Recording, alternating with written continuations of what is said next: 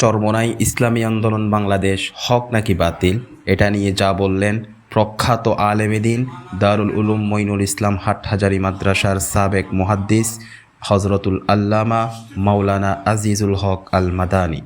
আসুন আমরা হযরত কি বলেন আমরা ভিডিওতে দেখে নিই। চেষ্টা করা সিয়াসত খেলাফত দলিল ইন্নী জাইলুন ফিল আরদি খলিফা,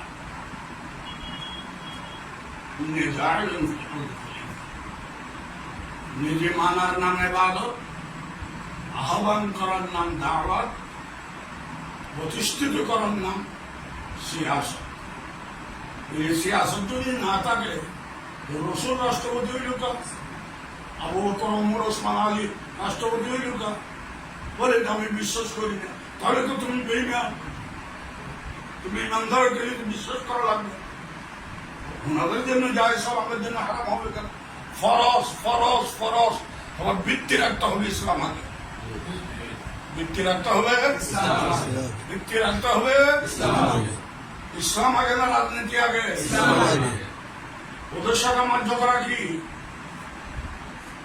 আমেরিকার রাজা বেরাম, এরা বলে রাজনীতি আগে ধর্ম বলে, আর মুহাম্মদুর রাসূলুল্লাহ ইসলাম আগে রাজনীতি বলে।